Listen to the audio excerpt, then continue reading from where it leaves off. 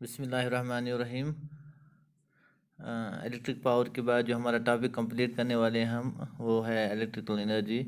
Electrical energy की definition जो है वो ये है कि the total work done by current in an electric circuit is called electric energy. यानी वो काम जो करंट करेगा किसमें, सर्किट में, उसे कहते हैं हम इलेक्ट्रिकल एनर्जी। हमने पावर की डेफिनेशन जो की है उसमें हमने लिखा है कि पावर किसके बराबर होता है, पावर होता है बराबर work done divide by time. ये हमने पहले ही किया है।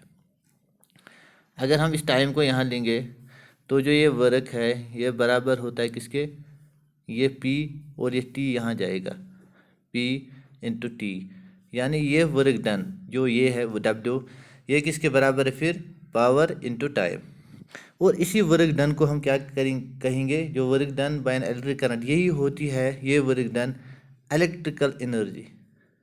इलेक्ट्रिक एनर्जी यानी कंज्यूम जो एनर्जी हम करेंगे जब वर्क डन होगा तभी तो कोई इलेक्ट्रिकल एनर्जी कंज्यूम होगी।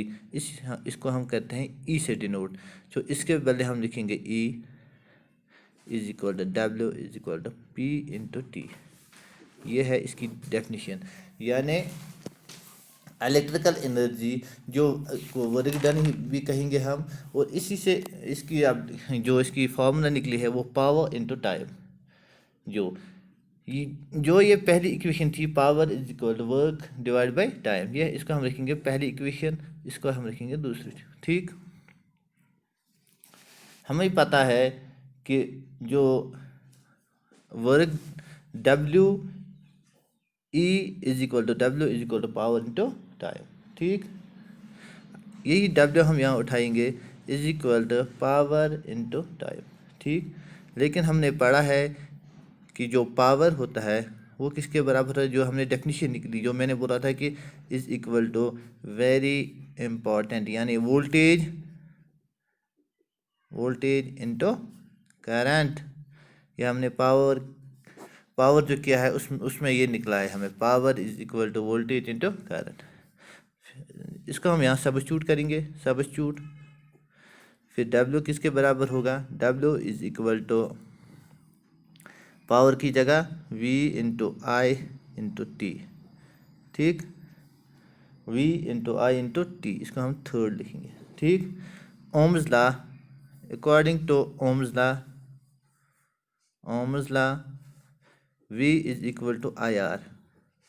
सब्स्टिट्यूट हियर, सब्स्टिट्यूट करेंगे हम इसको किस में, थर्ड में, फिर W is equal to V की जगह आई आर इंटू टी। ठीक, W is equal to I और I square into are into T. ठीक, ये वर्क डन, और इसी वर्क डन को हम कहते हैं इलेक्ट्रिक एनर्जी। किसके बराबर निकली, I square R T is equal to, और किसके बराबर निकली है ये, वी आई टी। ठीक,